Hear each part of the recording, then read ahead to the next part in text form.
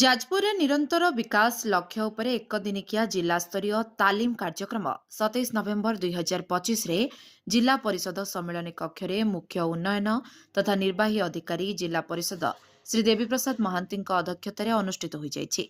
ବିଭିନ୍ନ ବ୍ଲକର ବିଡିଓ ଏବଂ ତହସିଲଦାରଙ୍କ ସହିତ ବିଭିନ୍ନ ଲାଇନ ବିଭାଗର ଜିଲ୍ଲାସ୍ତରୀୟ ଅଧିକାରୀମାନେ ଏହି କାର୍ଯ୍ୟକ୍ରମରେ ଅଂଶଗ୍ରହଣ କରିଥିଲେ।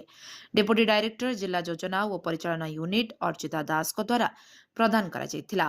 ନିରନ୍ତର ବିକାଶର ଲକ୍ଷ୍ୟ ଏବଂ ସେମାନଙ୍କର ଗୁରୁତ୍ୱର ଏକ ସମୀକ୍ଷା, ଯାହା ସହିତ ଏହା ଉପରେ ତାଲିମ ଆରମ୍ଭ ହୋଇଥିଲା।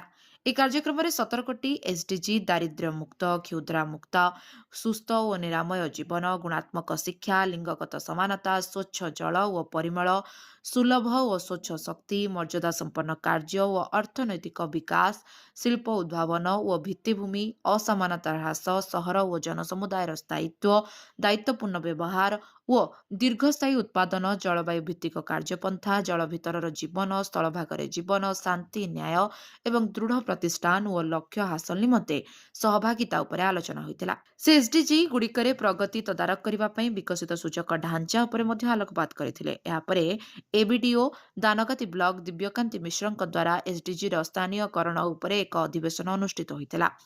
ଯେ 9ଟି ବିଷୟବସ୍ତୁ କ୍ଷେତ୍ର ଏବଂ ତୃଣମୂଳ ସ୍ତରରେ ସ୍ଥାୟୀ ଏବଂ ଅନ୍ତର୍ଭୁକ୍ତମୂଳକ ବିକାଶକୁ ଆଗେଇ ନେବା ପାଇଁ ଅନ୍ତଃ ବିଭାଗୀୟ ସମନ୍ୱୟର ଆବଶ୍ୟକତା ଉପରେ ଗୁରୁତ୍ୱାରୋପ କରିଥିଲେ। ସମାପନୀ ଭାଷଣରେ ଜିଲ୍ଲା ପରିଷଦର ମୁଖ୍ୟ ଉନ୍ନୟନ ଓ ନିର୍ବାହୀ ଅଧିକାରୀ ସମସ୍ତ ଅଂଶଗ୍ରହଣକାରୀ ଅଧିକାରୀଙ୍କୁ ବିଭିନ୍ନ ବିଭାଗ ମଧ୍ୟରେ ସମନ୍ୱୟକୁ ସୁଦୃଢ଼ କରିବା ଏବଂ ଜିଲ୍ଲାରେ ସ୍ଥାୟୀ ବିକାଶ ଲକ୍ଷ୍ୟ ହାସଲ କରିବା ପାଇଁ ସେମାନଙ୍କର ପ୍ରୟାସକୁ ସମାନ କରିବା ପାଇଁ ଅନୁରୋଧ କରିଥିଲେ। ଡିପିଏମ୍ୟୁର ସରକାରୀ ନିର୍ଦ୍ଦେଶକ ନିର୍ମଳ ଚନ୍ଦ୍ର ବେହେରାଙ୍କ ଦ୍ୱାରା ପ୍ରସ୍ତାବିତ ଏକ ଆନୁଷ୍ଠାନିକ ଧନ୍ୟବାଦ ପ୍ରସ୍ତାବ ସହିତ କାର୍ଯ୍ୟକ୍ରମକୁ ଶେଷ କରାଯାଇଥିଲା। ଯାଜପୁର ଅଭିମନ୍ୟୁ ମିଶ୍ରଙ୍କ ରିପୋର୍ଟ, ଲିଭ୍ ଲାଇଭ୍ ଓଡ଼ିଆ।